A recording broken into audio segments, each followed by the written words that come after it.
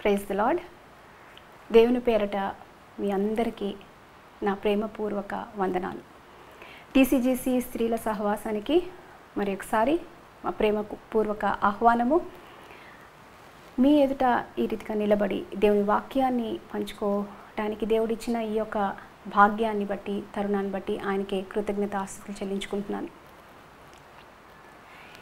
Year 2020 ఈ 2020 సంవత్సరం గురించి ఎంతో ఉత్సుకతతో ఎన్నో ఆశలు పెట్టుకొని ప్రపంచం అంతా కూడా ఎదురు చూస్తూ ఉండింది. ఇన్ఫ్యాక్ట్ నేను పనిచేస్తున్న కంపెనీలో 2018 నుండే 2018 నుండే విజన్ 2020 లేకపోతే గోల్ 2020 అని ఎన్నో లక్ష్యాలు పెట్టుకొని వాళ్ళు ఎన్నో తరఫీదులు మాకు ఇస్తూ మరి ఆ 2020ని మనం ఎలా ప్రవేశించాలి, దాని నుండి మనం ఏం రాబట్టాలి అనేది వారి యొక్క బిజినెస్ గోల్స్గా పెట్టుకున్నారు.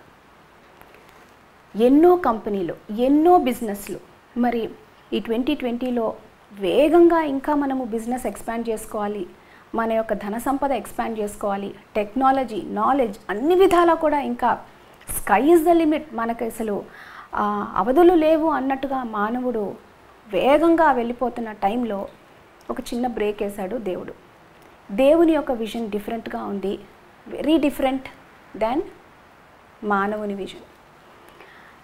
కరోనా బారిన పడి పర్ఫెక్ట్ విజన్ దృష్టిని దేవుడు కొంచెంగా మసక చేశాడు.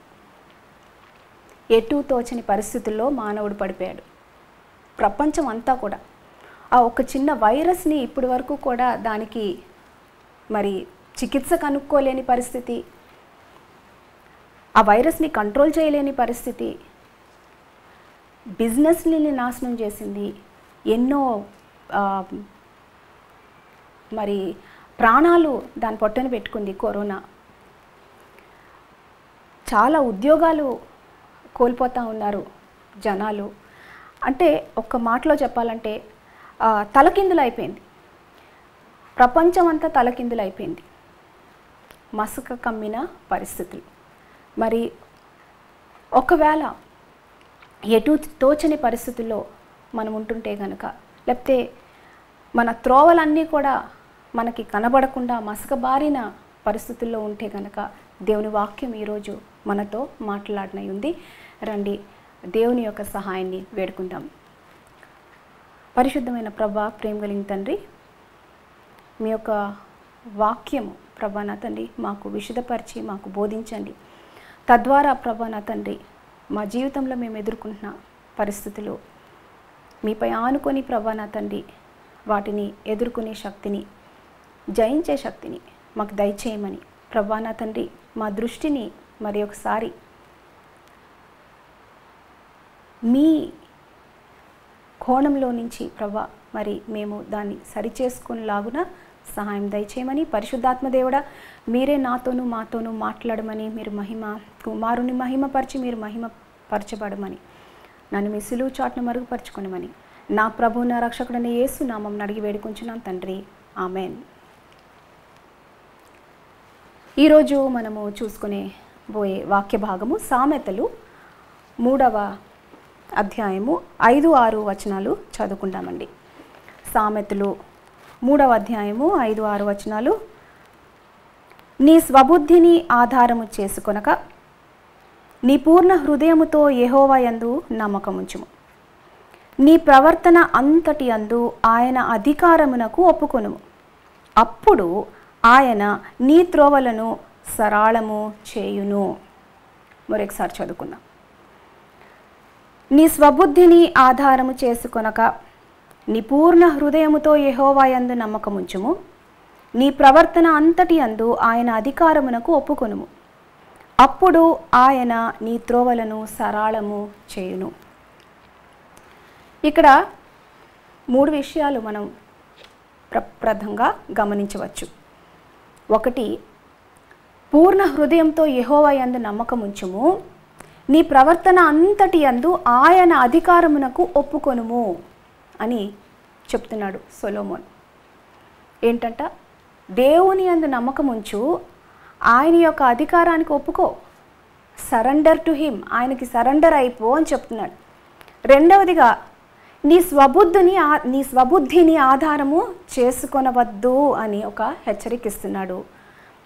అప్పుడు మూడవది కండిషనల్. అది అప్పుడు ఏమవుతుందంట, ఆ ముందు రెండు మనము గమనించినట్లయితే, దాన్ని మనం పాటించినట్లయితే, అప్పుడు దేవుడు మన త్రోవలను సరళము చేయును. అయితే క్లుప్తంగా ఈ మూడు విషయాలు మనము చూసుకుందాం. బాగా మీకు పరిచయమైన వాక్య భాగాలే, కానీ ఎందుకో మరి దేవుడు ఈ యొక్క వాక్య భాగాన్ని నా మనసులో ప్రేరేపించాడు. మరి మనందరం కూడా వాక్యం విని ధైర్యం పొందుకుందాం. మొదటిగా, యెహోవా యందు నమ్మకం ఉంచుము, ఆయన అధికారమునకు ఒప్పుకొనుము అని వాక్యంలో వ్రాయబడి ఉంది. ఎందుకని మనం దేవుణ్ణి నమ్మాలి? ఎందుకు ఆయన యొక్క అధికారంలోకి మీరు, అధికారము కిందకి మీరు రావాలి? ఆయన అధికారంకి మీరు లోబడండి, ఒప్పుకోండి. Acknowledge him in all your ways. 1, 2 కాదు, ఏదో మనకి చేతనైనవి మనం చేసుకొని చేతగానివి అప్పుడు ఆయనకి సమర్పించడం కాదు, కానీ అన్నీ కూడా మరి ఆయనకి సరెండర్ అయిపోమని, ఆయన అధికారానికి ఒప్పుకొనమని ఎందుకని దేవుని వాక్యం చెప్తుంది?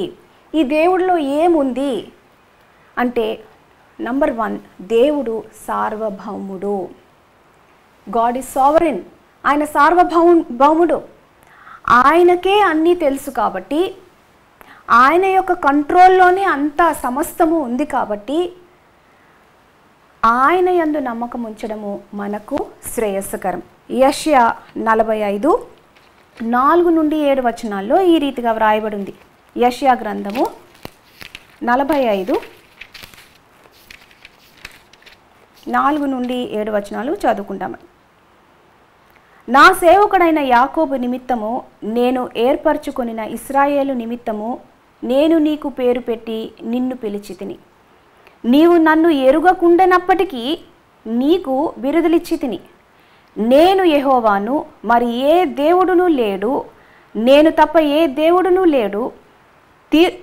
తూర్పు దిక్కు నుండి పడమటి దిక్కు వరకు నేను తప్ప ఏ దేవుడును లేడని జనులు తెలుసుకొనున్నట్లు నీవు నన్ను ఎరుగకుండినప్పటికీ నిన్ను సిద్ధపరిచితిని. యెహోవాను నేనే, నేను తప్ప మరి ఏ దేవుడును లేడు.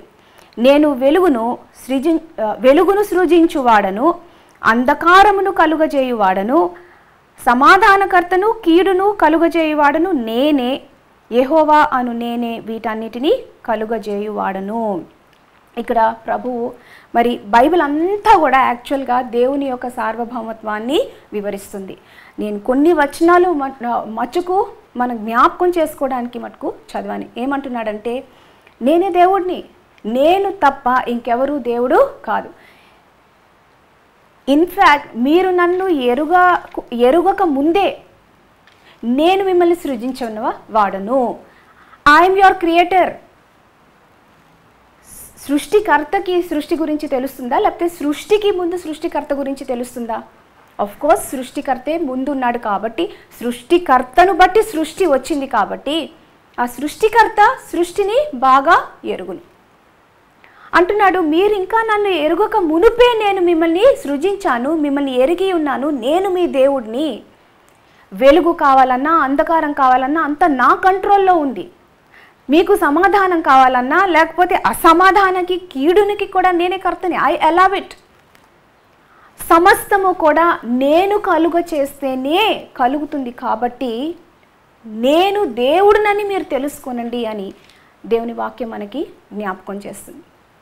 కాబట్టి లెట్ us రిమెంబర్, దేవుడు సార్వభౌముడు, మనం కాదు. మన కంట్రోల్లో లేవు అని ఐ థింక్ ఇయర్ 2020 చాలా బాగా మనకి ఇంకొకసారి జ్ఞాపకం చేసింది. కరోనా ఒక విధంగా మన విజన్ని క్లియర్ చేసింది అనిపిస్తుంది నాకు. ఏం క్లియర్ చేసిందంటే మన నిస్సహాయతని, దేవుని యొక్క సార్వభౌమత్వాన్ని మనకి బాగా క్లియర్గా చూపించింది. కాబట్టి దేవుడు సార్వభౌముడని మనము జ్ఞాపకం చేసుకోవాలి. ఆ తర్వాత రెండవదిగా, ఈ సార్వభౌముడైన దేవుడు తన యొక్క పవర్ని, తన యొక్క శక్తిని చాలా మంచిగా వాడే దేవుడు. ఈయన మంచి దేవుడు. ఆయనలో ఎటువంటి కీడు, ఎటువంటి చెడుతనము లేని దేవుడు. కీర్తనలు 92:15 ఒకసారి చూసుకుందామండి. కీర్తనలు 92:15.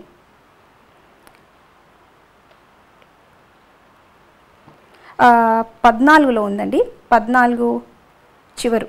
ఆయన నాకు ఆశ్రయదుర్గమైన యెహోవా యథార్థవంతుడనియు ఆయన యందు ఏ చెడుతనమును లేదనియు ప్రసిద్ధి చేయుటకై. ఆయన యథార్థవంతుడు, ఆయన యందు ఏ చెడుతనము లేదు. మనం ఎటువంటి మనిషిని నమ్ముతాము? ఎప్పుడైనా కూడా మన జీవితంలో ఎదుటి మనిషి ట్రస్ట్ వర్ది అయితే, నమ్మకమైన వాడైతే, యథార్థవంతుడైతే ఓకే, మనల్ని మోసం చేయడు, ఈ మనిషి దగ్గరికి మనం వెళ్తే గనక మోసం చేయడు, మనకి మేలైన అడ్వైస్ ఇస్తారు, మన శ్రేయస్సు కోరే మనిషి అని మనకి ఎప్పుడైతే కాన్ఫిడెన్స్ ఉంటుందో అటువంటి వాళ్ళ దగ్గర మనం సహాయం కోరుతాం. దేవుడు చెప్తున్నాడు, నేను యథార్థవంతుడను. దేవుని వాక్యం దేవుని గురించి చెప్తుంది, దేవుడు యథార్థవంతుడు, ఆయనలో ఎటువంటి చెడుతనము లేదు అని. మరి అటువంటి దేవుడు మనకి దేవుడై ఉంటుండగా ఆయనను నమ్మడంలో మనకి ప్రాబ్లం ఏంటి? నిశ్చింతగా ఆయనని మనము నమ్మొచ్చు, పూర్ణ హృదయంతో మనము ఆయనని నమ్మొచ్చు, అన్ని విషయాలలో కూడా మనం ఆయనని నమ్మొచ్చు. ఎందుకంటే మంచి దేవుడు. మూడవదిగా, దేవుని యొక్క జ్ఞానము మనకు అందనిది. ఒకవేళ అన్ని విషయాలు మనకి బాగా అర్థమైతే అప్పుడు మనం వాటిని గురించి ఆలోచించి చింతించి పోని కంట్రోల్ చేద్దామంటే అదొక మాట. ఈ చిన్న వైరస్ మనకి ఇప్పటి వరకు అర్థం కావట్లేదు, ఈ టైంలో బిజినెస్లు ఎలా రన్ చేయాలో తెలీదు, ఎకానమీ ఎలాగ మనం అప్కీప్ చేయాలో తెలీదు, టోటల్గా మానవుడు సత్తుకిల్లిపడిన పరిస్థితుల్లో దేవునికి తెలీదా ఆయన ఏం చేస్తున్నాడో? ఆయనకి తెలీదా ఇయర్ 2020 ఇలా వస్తుంది అనేసి? ఆయన అనుమతిలో ఇది జరగలేదా? డెఫినెట్లీ ఆయన జ్ఞానము, ఆయన అనుమతి బట్టే ఇదంతా జరుగుతుంది. ఎందుకు జరుగుతుంది మనకి ఇంకా పూర్తిగా అవగాహన లేదు. ఒక్కటి అయితే నిజము, ఆయనని ఇంకొంచెం బాగా తెలుసుకోవాలి. మనము ఇప్పటి వరకు దేని మీద దృష్టి ఉంచామో, అనవసరమైన వాటి మీద దేని మీద అయితే దృష్టి ఉంచామో వాటి నుంచి మన విజన్, మన దృష్టి మరలించి తిరిగి ఆయనపై మన దృష్టి ఉంచాలి అని మటుకు ఖచ్చితంగా దాన్ని అనుమతించాడు. మరి ఆయన జ్ఞానంకి మితి లేదు, మనకి అది అందండి. మనం సృష్టి అండి, మనల్ని ఆయన పోలికలో సృష్టించాడు, కానీ ఆయన జ్ఞానం ముందు మన తెలివితేటలు, మన జ్ఞానం ఎంత? కాబట్టి జ్ఞానవంతుని మనము నమ్మొచ్చు. అన్ని విషయాలు A to Z తెలిసిన వ్యక్తిని మనము సంపూర్ణంగా నమ్మొచ్చు. ఎందుకంటే ఆ వ్యక్తికి అన్ని విషయాలు తెలుసు, beginning to end, end to beginning, అన్ని విషయాలు తెలిసిన దేవుణ్ణి మనము నమ్మొచ్చు. రోమా 11:33లో ఈ రీతిగా వ్రాయబడింది. రోమా 11:33, ఆహా దేవుని బుద్ధి జ్ఞానముల బాహుళ్యము ఎంతో గంభీరము, ఆయన తీర్పులు శోధింపనెంతో అసఖ్యములు, ఆయన మార్గములు ఎంతో అగమ్యములు. ఆయన జ్ఞానము బాహుళ్యం అంట, అబండెంట్, మనకు అందంది.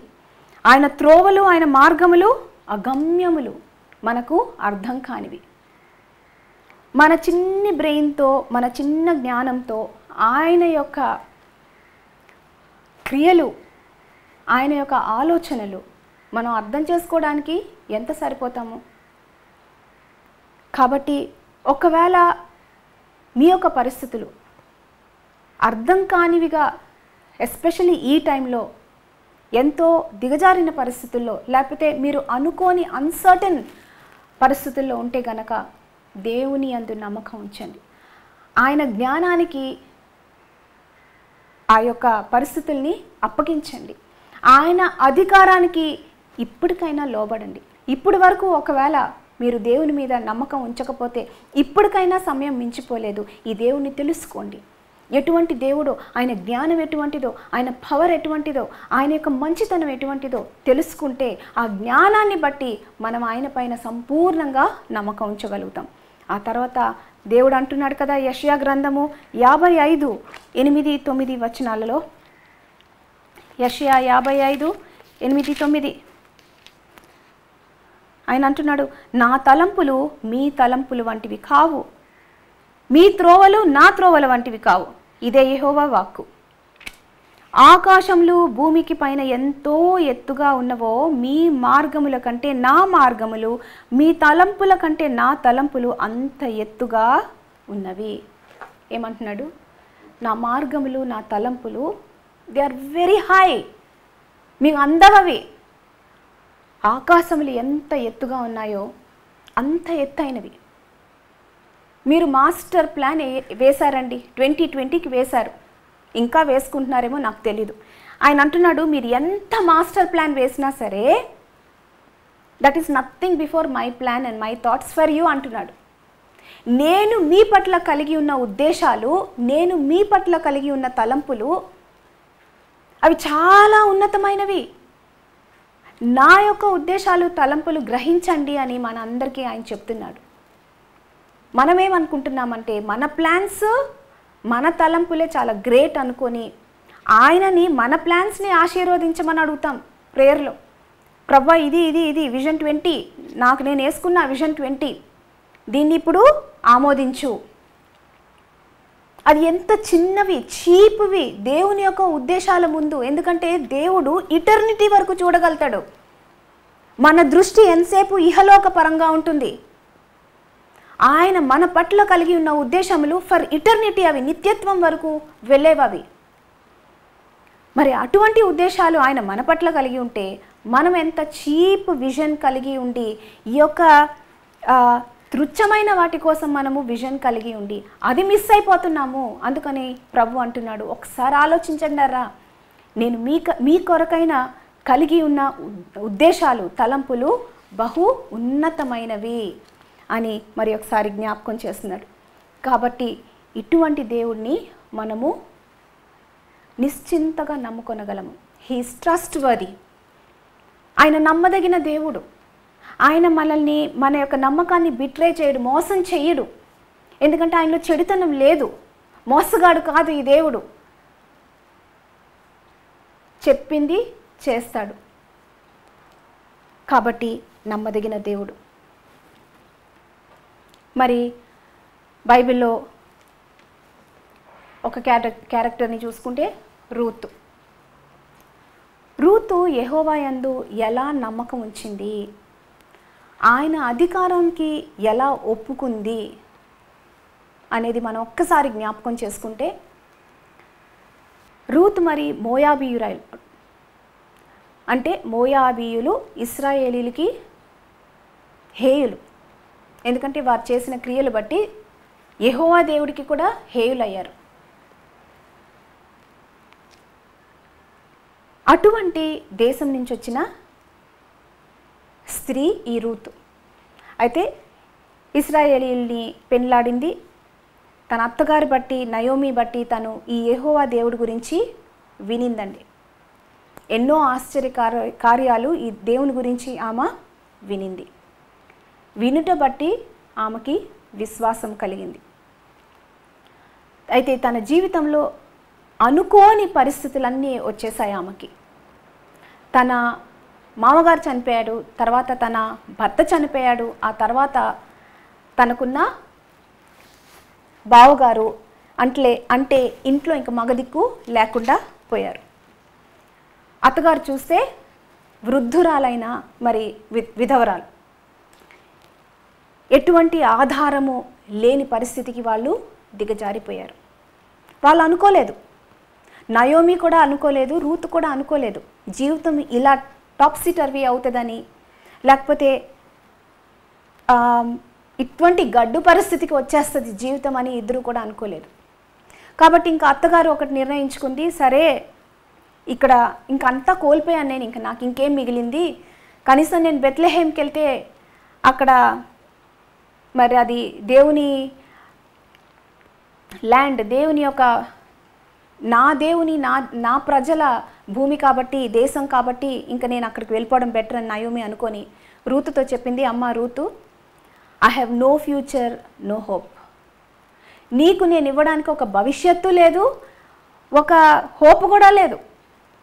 కాబట్టి నువ్వు వెళ్ళిపోమ్మా, నువ్వు యవనస్తురాలివి, నువ్వు ఇంకా యవనంలో ఉన్నావు. కాబట్టి నువ్వు తిరిగి నీ దేవుడి దగ్గరికి, నీ ప్రజల వద్దకి, నీ కుటుంబం వద్దకి నువ్వు వెళ్ళిపోయి అక్కడ మరలా నువ్వు ఎవరినన్నా పెండ్లాడి సెటిల్ అయిపో అన్నట్టుగా మరి అత్తగారు తనకి చెప్తే, రూత్ అంటుంది కదా, మొదటి గ్రంథము రూతు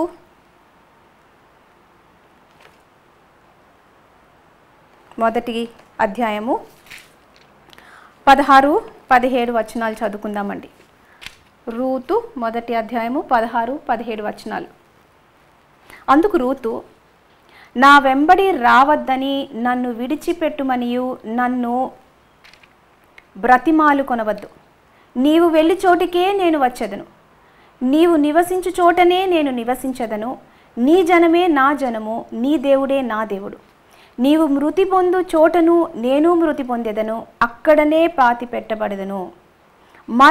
మరణము తప్ప మరి ఏదైనాను నన్ను ప్రత్యేకించిన ఎడల యెహోవా నాకు ఎంత కీడైనా చేయునుగాక అనెను. ఎంత స్వీట్ మాటలు మాట్లాడుతుందండి. ఏం చెప్తుందంటే, నన్ను విడిచి వెళ్ళిపో అని అసలు నువ్వు నన్ను బ్రతిమాలద్దు అత్తమా. మీరెక్కడికి వెళ్తే నేను అక్కడికే వెళ్తా, మీతో బాటే నేను వస్తా. మీ దేశం నా దేశము, మీ ప్రజలు నా ప్రజలు, మీ దేవుడే నా దేవుడు. ఎలా చెప్పగలిగింది ఈ మాటలు? ఈ దేవుని గురించి తను విన్న దాన్ని బట్టి ఈ దేవుడు ఎంత గొప్పవాడో, ఎంత మంచివాడో తను తెలుసుకుంది. ఇప్పుడు అత్తగారు ఆ దేవుని యొక్క దేశము, ఆ దేవుని ప్రజలు, అటువంటి దేవుని యొక్క దేశానికి తిరిగి వెళ్తుందంటే తను ఆశపడుతుంది హృదయంలో. నేనుంటే కనుక ఇటువంటి దేశంలో ఉండాలి, ఇటువంటి ధన్యకరమైన దేశంలో, ఇటువంటి ధన్యకరమైన ప్రజల మధ్యలో నేను ఉండాలి అని ముందు దేవుణ్ణి ఎంబ్రేస్ చేసుకుంది. తర్వాత దేవుని యొక్క ప్రజలను హత్తుకుంది. అత్తగారిని కూడా, ఆ దేవుణ్ణి సేవించే అత్తగారిని కూడా హత్తుకుంది. అయితే ఆమె హత్తుకున్నప్పుడు ఎలా ఉంటుంది తన భవిష్యత్తు తనకు తెలియదండి.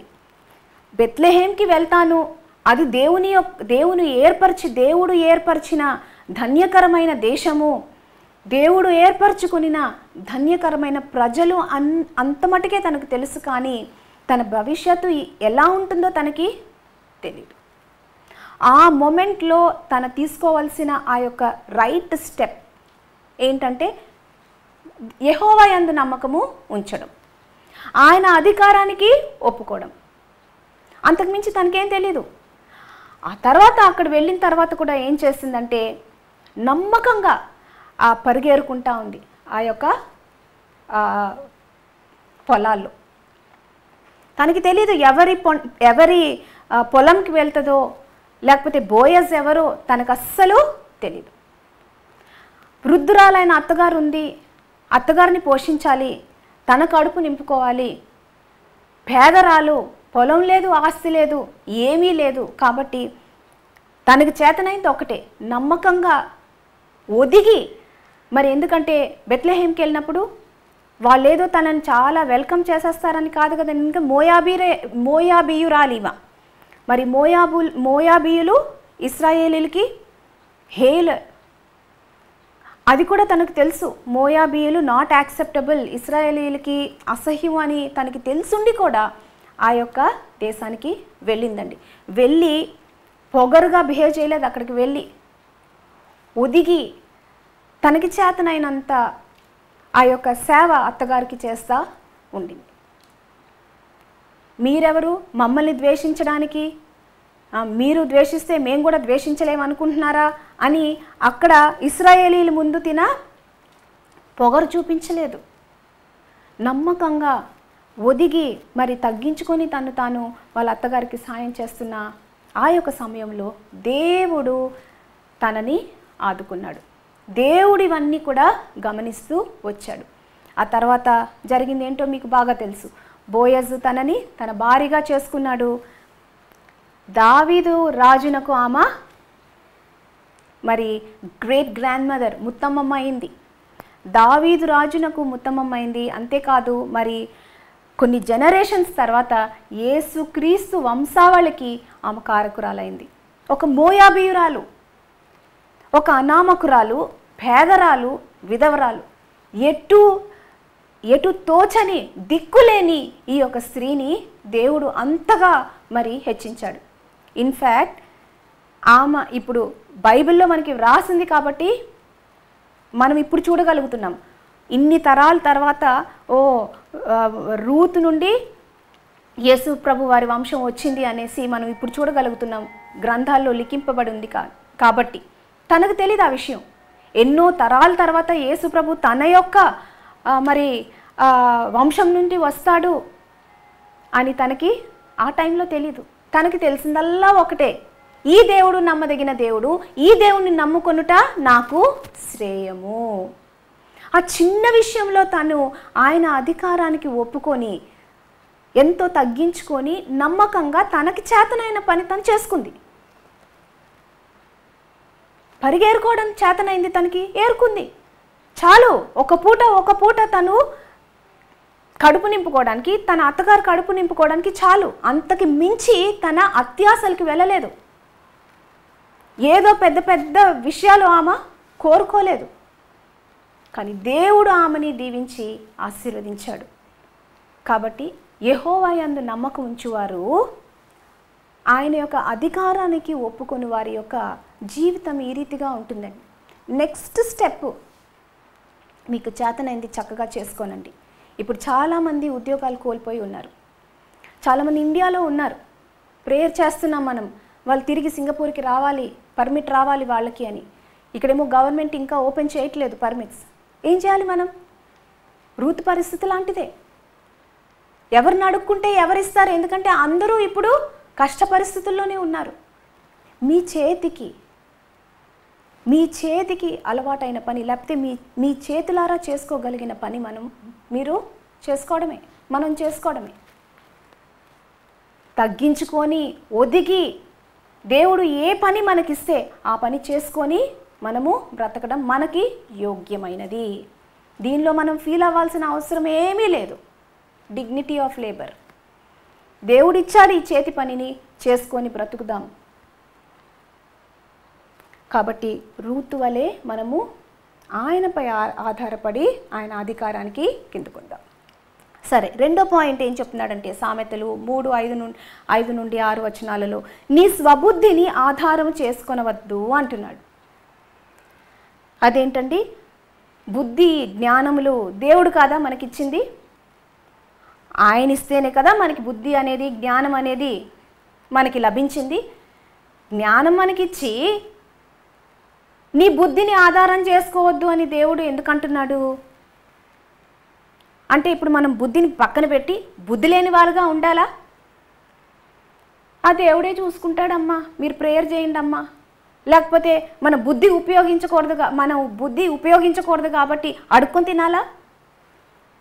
వేరే వాళ్ళకి ఫోన్లు చేసి వాళ్ళు అప్పిస్తే మనం బ్రతుకుతామా? ఎందుకంటే మనం ఇప్పుడు బుద్ధి ఉపయోగించకూడదు అని వాక్యం చెప్తుందని అన్నట్ట? కానే కాదు. బుద్ధి జ్ఞానములు దేవుడిచ్చినవే, కరెక్టే. ఆయన ఏమంటున్నాడంటే స్వబుద్ధిని ఆధారం చేసుకోవద్దు. అంటే దేవునికి వ్యతిరేకమైన బుద్ధి నీకుంటే గనక, అది దేవుడు అనుగ్రహించిన బుద్ధి కాకపోతే, నీ స్వయంలో నుంచి వస్తున్న బుద్ధి అయితే దానిని ఆధారం చేసుకోనొద్దు అని ఆయన చెప్తున్నాడు. ఎందుకంటే దేవునికి వేరై వస్తున్న బుద్ధి ఆయన యొక్క నీతికి విరుద్ధంగా ఉంటుందంట. ఆయన యొక్క ఆలోచనలకి, ఆయన యొక్క మార్గాలకి, తలంపులకి వ్యతిరేకంగా ఉంటుంది. ఎప్పుడు దేవుని విడిచిపెట్టి నీ స్వబుద్ధి బయటపడినప్పుడు. రండి, ఒక ఉదాహరణ చూసుకుందాము. లూకా సువార్త 12వ అధ్యాయము 16 నుండి 26. మీకు సమయం ఉంటే అధ్యాయం అంతా చదువుకోండి, చాలా మంచి అధ్యాయం అది. లూకా సువార్త 12వ అధ్యాయము 16 నుండి 26. దేవుడు ఇక్కడ ఒక చక్కటి ఉపమానం చెప్తున్నాడు పరిసయ్యులకి. రండి చదువుకుందాం. మరియు ఆయన వారితో ఈ ఉపమానం చెప్పెను. ఒక ధనవంతుని భూమి సమృద్ధిగా పండెను. అప్పుడు అతడు, నా పంట సమకూర్చుకొనుటకు నాకు స్థలము చాలదు గనక నేనేమి చేతునని తనలో తాను ఆలోచించుకొని, నేను ఇలాగు చేతును, నా కొట్లు విప్పి వాటికంటే గొప్ప వాటిని కట్టించి అందులో నా ధాన్యం అంతటినీ ఆస్తి అంతటినీ సమకూర్చుకొని నా ప్రాణముతో, ప్రాణమా, అనేక సంవత్సరములకు విస్తారమైన ఆస్తి నీకు సమకూర్చబడి ఉన్నది, సుఖించుము, తినుము, త్రాగుము, సంతోషించుమని చెప్పుకుందుననుకొనెను. అయితే దేవుడు, వెర్రివాడా, ఈ రాత్రి నీ ప్రాణము అడుగుచున్నారు, నీవు సిద్ధపరచినవన్నీ ఎవనివి అగును అని అతనితో చెప్పెను. దేవుని ఎడల ధనవంతుడు కాక తన కొరకే సమకూర్చుకునివాడు అలాగుననే యుండునని చెప్పెను. ఇక్కడ ఏంటండి ఉంది? దేవుని ఎడల ధనవంతుడు కాక తన కొరకే సమకూర్చుకొనువాడు అలాగున ఉండును. ఇక్కడ దేవుని మీద ఆధారపడని బుద్ధిని ఈ యొక్క ధనవంతుడు మరి ప్రాక్టీస్ చేస్తున్నాడు. అంతటా ఆయన తన శిష్యులతో ఇట్లా, నేను ఈ హేతువు చేత మీరు ఏమి తిందుమో అని మీ ప్రాణమును గూర్చి అయినను, ఏమి ధరించుకొందుమో అని మీ దేహమును గూర్చి అయినను చింతింపకుడి. ఆహారము కంటే, ప్రాణమును కంటే, వస్త్రము కంటే, దేహము కంటే గొప్పవి కాదా? కాకుల సంగతి విచారించి చూడుడి. అవి విత్తవు, కోయవు, వాటికి గరిసెలేదు, కొట్టులేదు, అయినను దేవుడు వాటిని పోషించుచున్నాడు. మీరు పక్షుల కంటే ఎంతో శ్రేష్ఠులు. మరియు మీలో ఎవడు చింతించుట వలన తన ఎత్తుని మూరడెక్కువ చేసుకొనగలడు?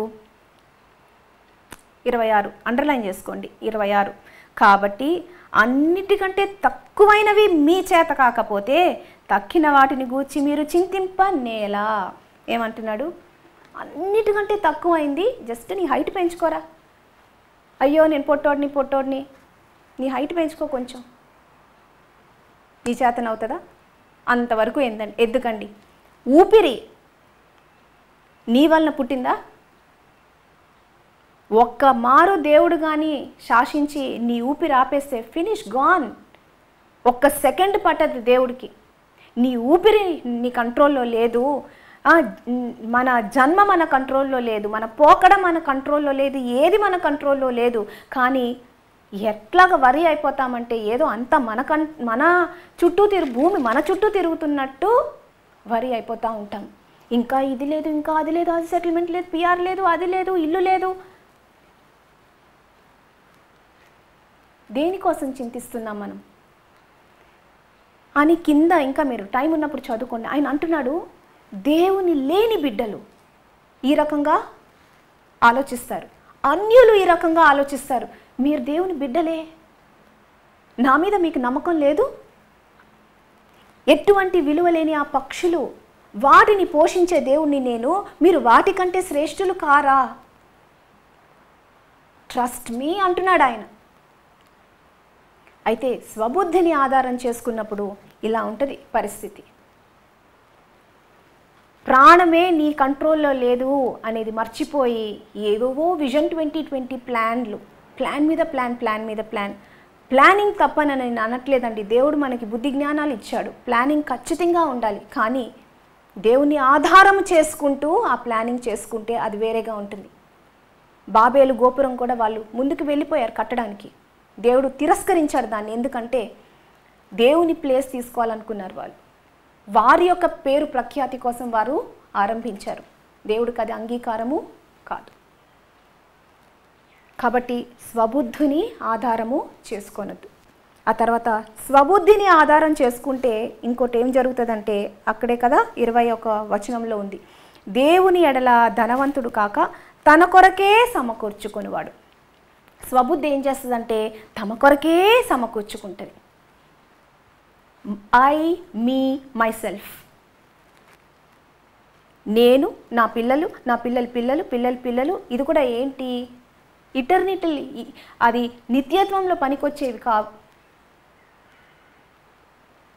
అందుకోసమే అంటున్నాడు కదా, ఈ రాత్రి నీ ప్రాణం తీసుకుంటే ఎవరివి అవుతాయి రావి అని ఈ ధనవంతుడిని దేవుడు అడుగుతున్నాడు. కాబట్టి దేవుని పట్ల నువ్వు ధనవంతుడు కాక ఇహలోకపరమైన వాటికి ధనవంతుడు కావద్దు అనేసి దేవుడు మరి ఒకసారి హెచ్చరిక ఇస్తున్నాడు. ఎస్పెషలీ ఈ సంవత్సరం it's going to be lot of topsy turvy. నువ్వు దేనిపైన అయితే ఆశలు పెట్టుకున్నావో, దేవుడు లేని వాటిపైన దేనిపైన అయితే నువ్వు ఆశలు పెట్టుకున్నావో, everything is going to go.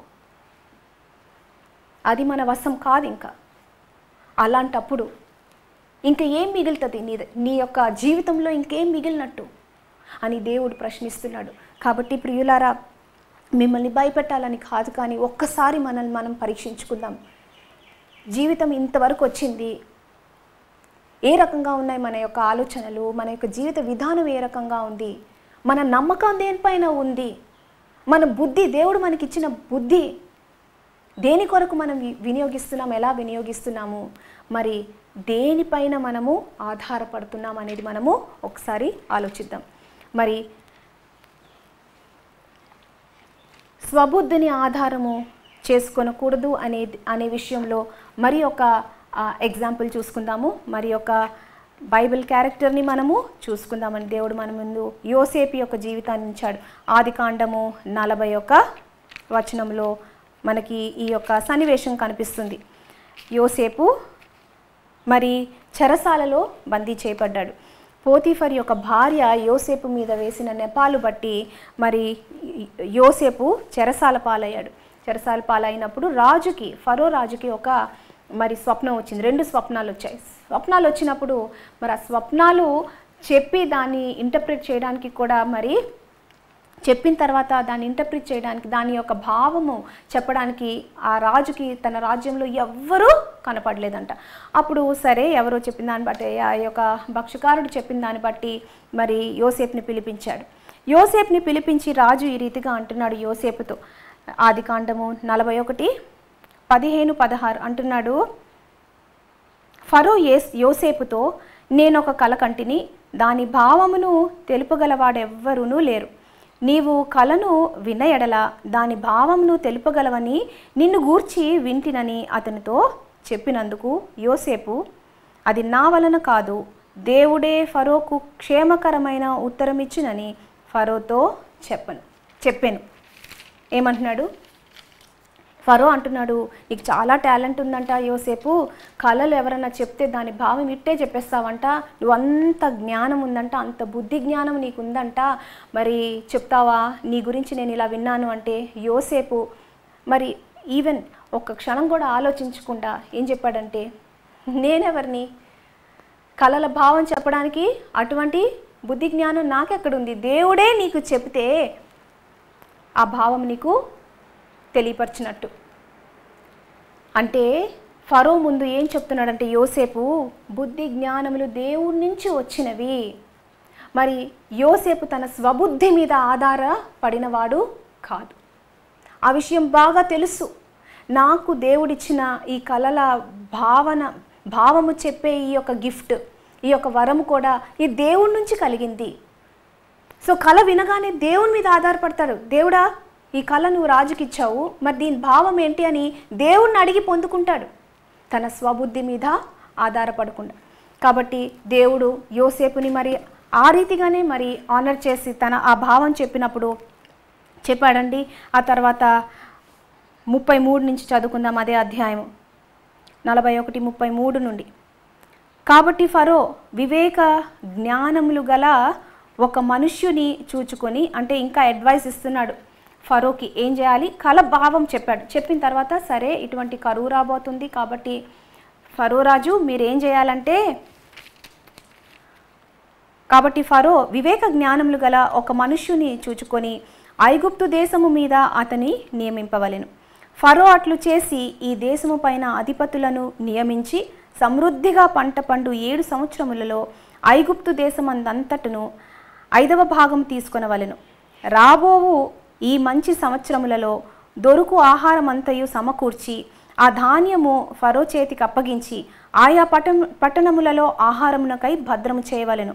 కరువు చేత ఈ దేశము నశించిపోకుండా ఆ ఆహారము ఐగుప్తు దేశములో రాబోవు కరువు సంవత్సరములు 7ంటికి ఈ దేశమందు సంగ్రహముగా ఉండునని ఫరోతో చెప్పాను. ఆ మాట ఫరో దృష్టికిని అతని సమస్త సేవకుల దృష్టికిని యుక్తమై ఉండెను గనుక అతడు తన సేవకులను చూచి, ఇతని వలె దేవుని ఆత్మగల మనుష్యుని కనుగొనగలమా అని అనెను. మరియు ఫరో, దేవుడు ఇదంతయు నీకు తెలియపరచెను గనుక నీ వలె వివేక జ్ఞానములు గలవారెవ్వరునూ లేరు. నీవు నా ఇంటికి అధికారివై ఉండవలెను. నా ప్రజలందరూ నీకు విధేయులై యుందురు. సింహాసన విషయంలో మాత్రమే నేను నీకంటే పైవాడునై యుందునని యోసేపుతో చెప్పెను. ఏంటండి? దేవుడి మీద ఆధారపడిన బుద్ధి ఈ రీతిగా ఉంటుంది. దేవుణ్ణి కలభావం అడిగాడు. దేవుడు కలభావం చెబుతూ ఆ యొక్క ప్రాబ్లంకి సొల్యూషన్ ఏంటో కూడా దేవుడు యోసేపుకి తెలియపరిచాడు. యోసేపు ఉన్నట్టుగా ఫరోతో ఆ యొక్క ప్రాబ్లంకి సొల్యూషన్ చెప్పాడు.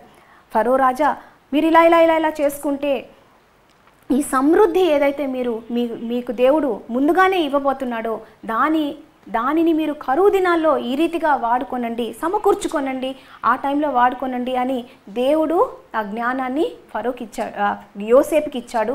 యోసేపు ఫరోకి తెలిపాడు. దీనిలో బ్యూటీ ఏంటంటే ఫరో సేవకులకు కూడా అర్థమైందండి, యోసేపు యొక్క జ్ఞానము దేవుని ఆత్మ వలన కలిగింది అని. వారు అన్యులు, యెహోవా దేవుని సేవించేవారు కాదు. yet they understood the greatness and the wisdom of the Spirit of God. దేవుని జ్ఞానము, దేవుని ఆత్మ మూలముగా కలిగిన జ్ఞానం బట్టి యోసేపు ఈ రీతిగా చెప్పాడు అనేసి ఫరో సేవకులందరూ కూడా అది గమనించారంట. ఇంకా ఫరో అంటున్నాడు, ఇటువంటి దేవుని ఆత్మ కలిగిన బుద్ధి వివేకములు కలిగిన వాడు నీవు తప్ప ఇంకెవరున్నారు యోసేపు, నిన్నే నేను నియమిస్తాను. మన బుద్ధి జ్ఞానము ఆ రీతిగా ఉందా? మరి యోసేపు ఇక్కడ వెర్రివాడుగా కూర్చొని ప్లానింగ్ ఏం చేయలేదా? He's an excellent planner, excellent architect. యోసేపు నిర్మించిన ఆ యొక్క ఫుడ్ పిరమిడ్స్, ఆ ఫుడ్ స్టోరేజ్ పిరమిడ్స్ ఇప్పటికీ కూడా ఉన్నాయంట. ఇస్రాయెల్ దేశం, ఐగుప్తు దేశంకి వెళ్తే అక్కడ ఇంకా కూడా ఉన్నాయంటండి. అప్పటి నుండి ఇప్పటికీ ఆ ఆర్కిటెక్చర్ చూస్తే మతిపోతుందంట. ఎవరిచ్చారు ఆ జ్ఞానము? యోసేపుకి దేవుడు. మరి దేవుని మీద ఆధారపడితే అటువంటి బుద్ధి జ్ఞానాన్ని దేవుడు ఇస్తాడు. ఆ బుద్ధి జ్ఞానం ఎటువంటిదో తెలుసా? నీ కొరకు సమకూర్చుకునే బుద్ధి జ్ఞానంగా ఉండదు. అది దేశం అంతటిని పోషించిన బుద్ధి జ్ఞానం, కరువు కాలంలో దేశాన్ని ఆదుకున్న బుద్ధి జ్ఞానం. అంతేకాదు, తనల్ని చంపేయాలని యత్నించిన తన అన్నల్ని కూడా ఆదుకున్న బుద్ధి జ్ఞానం. కొన్ని సంవత్సరాలు అయిన తర్వాత ఆ కరువు తట్టుకోలేక యోసేపుని చంపేయాలని కీడు యత్నించిన, మోసం చేసిన ఆ యొక్క అన్నదమ్ములు ఒకసారి నిలబడ్డారు యోసేపు ముందు. ఒకవేళ దేవుని మీద ఆధారపడిన జ్ఞానం అయితే ఎలా ఉండేదంటే, చేతికి చిక్కే రైళ్ళు, ఇంక ఇదే ఛాన్స్, వీళ్ళని ఇప్పుడు నేను నా తడాక ఇప్పుడు నేను వీళ్ళకి చూపిస్తాను, నా రివెంజ్ ఏంటో, నా పవర్ ఏంటో వీళ్ళకి ఇప్పుడు తెలియాలి. ఎలాగా దేవుడు చూపించాడు కదా స్వప్నంలో, వాళ్ళందరూ నా ఎదుట నమస్కరిస్తారు, సాష్టాంగ పడతారు, నాకే పవర్ దేవుడు ఇస్తాడు అని ఆ రకంగా వక్రంగా ఆలోచించి మరి అటువంటి కీడుకి ప్రతి కీడు చేసే ఆ నీచమైన బుద్ధికి తను లొంగిపోలేదు. కానీ దేవుని యొక్క పైనుండి వచ్చే ఆ బుద్ధి జ్ఞానానికి తాను సమర్పించుకున్నాడు. దేవుని యొక్క అధికారానికి తను ఒప్పుకున్నాడు. కాబట్టి అన్నదమ్ములు తన ముందు ప్రవేశపెట్టబడినప్పుడు క్షమించగలిగాడు. ఆ తర్వాత తన తండ్రి యాకోబు చనిపోయిన తర్వాత ఈ అన్నదమ్ములు మళ్ళీ భయపడిపోయారు. అమ్మో, ఇప్పటి వరకు మన తండ్రి బ్రతుకున్నాడు కాబట్టి యోసేపు మనల్ని చక్కగా చూసుకున్నాడు, ఇప్పుడు మన తండ్రి చచ్చిపోయాడు కాబట్టి మనల్ని హాని చేస్తాడేమో యోసేపు అన్నప్పుడు మరలా యోసేపు వారిని పిలిపించి, మీరు భయపడద్దు, మిమ్మల్ని, మీ కుటుంబాల్ని, మీ యొక్క పశు సంపదని, మీ బిడ్డల్ని అందరినీ కూడా నేను పోషిస్తాను, మీ యొక్క మేలు కొరకే దేవుడు నన్ను ఇక్కడ ఉంచాడు అని ఎలా చెప్పగలిగాడండి? హాని చేసిన తన అన్నదమ్ములకి ఈ రీతిగా, అన్నదమ్ములకి ప్రొవైడ్ చేస్తూ, అన్నదమ్ములకి సమకూరుస్తూ, ఇంత ప్రేమ మాటలు ఎలా పలకగలిగాడంటే తన బుద్ధి మీద ఆధారపడలేదు, దేవుని మీద ఆధారపడ్డాడు. ఆ తర్వాత దేవుని వాక్యం చెప్తుంది, ఎప్పుడైతే మనం దేవుని మీద ఆధారపడతామో, సంపూర్ణంగా పూర్ణ హృదయంతో ఆయన మీద ఆధారపడి మన స్వబుద్ధిని ఆధారం చేసుకొనక ఉండినప్పుడు, అప్పుడు మన త్రోవలను సరళం చేస్తాడంట దేవుడు. రూతు యొక్క త్రోవను సరళం చేయలేదు దేవుడు? చేశాడు. ఎంతవరకు చేశాడంటే, కొన్ని సంవత్సరాల తర్వాత స్వయాన యేసు ప్రభువే తన యొక్క వంశావళి నుంచి రావడం జరిగింది. అంతవరకు సరళం చేశాడు. She never dreamed, she never imagined. ఈరోజు నువ్వు నేను నమ్మకంగా ఉంటే, ఆయన యొక్క అధికారానికి ఒప్పుకుంటే, మనకు తెలీదు మన తరాల తర్వాత ఆయన ఏ విధంగా మన యొక్క ఆశీర్వాదము ఎన్ని తరాలకు వెళ్తుందో మనకు తెలియదండి. మనకి చేతనైందల్లా ఒకటే, నెక్స్ట్ ఇమీడియట్ స్టెప్ ఒబే చేయండి అంతే. నీ ముందున్న నెక్స్ట్ స్టెప్ దేవునికి అప్పగించుకో, దేవుని యొక్క అధికారానికి లోబడు, ఆయన నీతికి సమర్పించుకో. నీ సొంత బుద్ధిని, నీ సొంత ప్లానింగ్, అది కుట్రమైందైనా సరే, అది ఎదుటోడి నెత్తి మీద చేయి పెట్టేవి, ఇట్లాంటివన్నీ మానుకోండి. దేవుని యొక్క నీతికి సమర్పించుకోండి. దేవుడు నీ యొక్క త్రోవలను సరళపరుస్తాడు. త్రోవను సరళము చేయడం అంటే ఏంటంటే, మంచి త్రోవ ఆల్రెడీ ఉందని కాదు దాని అర్థం. దేవుడు ఎప్పుడూ కూడా చాలా స్మూత్ రైడ్ ప్రామిస్ చేయలే. రూత్ జీవితంలో చూసుకుంటే భయంకరమైన విషయాలకి తను గురైంది. తను ఎప్పుడు ఎక్స్పెక్ట్ చేయలేదు తన జీవితం అలాగైపోద్దని. యోసేపు మరి భయంకరం. ధనికుడైన తండ్రి యొక్క కుమారుడు యోసేపు అన్నదమ్ముల యొక్క ఈర్ష్యను బట్టి అమ్మివేయబడి ఒక వేరే దేశంలో ఒక బానిసగా వెళ్ళిపోను. అక్కడ కూడా నీతిగా నిలబడితే పోతిఫరు భార్యని కాదంటే వెళ్ళి చెరసాలలో పడ్డాడు. ఇది సరళ మార్గము కాదు. అయినప్పటికీ దేవుడు ప్రతి స్టెప్లోని ఆ క్షణంలో దాన్ని సరళపరుస్తాడు. మనకి ముందున్న విషయాలు దూరదృష్టి మనకి లేదు, దేవుడికి ఉంది. అందుకోసం ఆయన దృష్టిని మనం నమ్ముకుంటే ఆయన మన మార్గాలు సరళపరుస్తాడు. రండి, యెషయా గ్రంథము 42, యెషయా 42:16.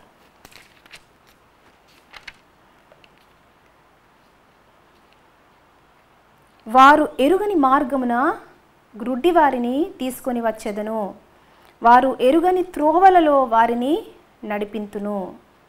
వారి ఎదుట చీకటిని వెలుగుగాను, వంకర త్రోవలను చక్కగాను చేయుదును. నేను వారిని విడువక ఈ కార్యములు చేయుదును. బ్లెస్సెడ్ ప్రామిస్ అంటున్నాడు.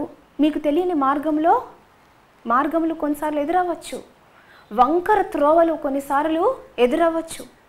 రూతుకి తెలియని మార్గం ఏర్పడింది. భర్తను కోల్పోయింది, ఇంట్లో మగదిక్కు లేదు. ఇప్పుడు అత్తగారితో పాటు శత్రువైన దేశానికి, తనని యాక్సెప్ట్ చెయ్యని దేశానికి ఇప్పుడు వెళ్ళాలి. తెలియని మార్గం, కానీ దేవుని యొక్క అధికారానికి లోబడింది కాబట్టి దేవుడే తన మార్గమును సరళపరిచాడు. విశ్వాసంతో ఆ అడుగు ముందుకు వెయ్యి. Walk by faith, not by sight. కనుదృష్టిని బట్టి కాదు, విశ్వాసంతో అడుగు వేయి. మరి యోసేపు యొక్క మార్గం ఎలా ఉంది?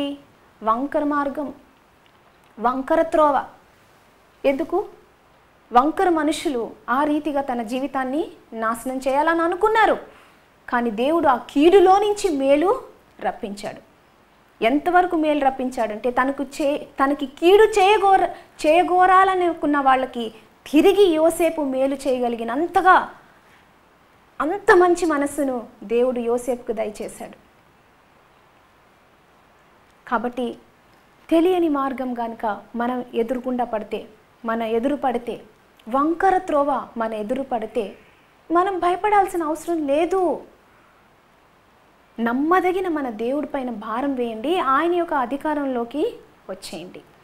ఇప్పటి వరకు దేవుణ్ణి నమ్మలేక ఉన్నావేమో, నీ ఓన్ ప్లానింగ్లో ఉన్నావేమో, ఇక్కడ అక్కడ అక్కడ అక్కడ ఎక్కడెక్కడో పెట్టేసి నీ యొక్క ధనం ఎక్కడుందో నీ హృదయం కూడా అక్కడే ఉందని బైబిల్ వాక్యం చెప్పినట్టు దేవునికి నీ హృదయం ఇవ్వకుండా నీ ధనము ఐహిక విచారాలతో దేవునికి దూరం అయిపోయిన పరిస్థితిలో ఉండి ఇప్పుడు టెన్షన్కి వరికి కానీ నువ్వు గురవుతుంటే ఇప్పటికీ కూడా మించిపోయింది లేదు సహోదరి సహోదరుడా. దేవునికి నువ్వు అప్పచెప్పుకో, దేవుని యొక్క అధికారంకి నువ్వు అప్పచెప్పుకో. దేవుని వాక్యం చెప్తుంది, దేవుని వాక్యము నా త్రోవకు వెలుగై ఉంది. కీర్తనలు 119 చివరిగా ఈ వచనం చూసుకొని ముగించుకుందాం. కీర్తనలు 119, 105.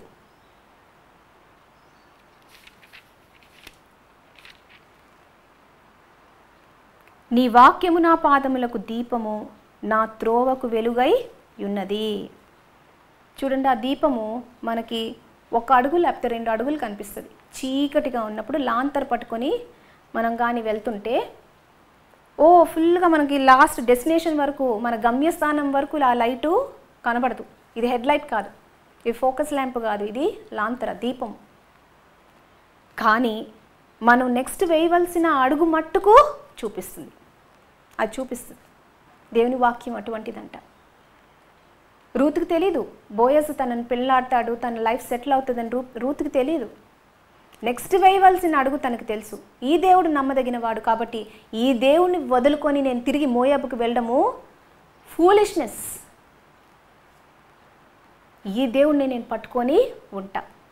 కీడైనా మేలైనా కష్టమైనా నష్టమైనా ఈ దేవుణ్ణే పట్టుకొని నేను ఉంటాను తప్పించి ఈ దేవుణ్ణి వదులుకోవడం అనేది నా బుద్ధిహీనత అని ఆ ఒక్క స్టెప్ వేయడానికి తనకి దేవుని యొక్క ఆ జ్ఞానము ఆమెకి మూలమైంది.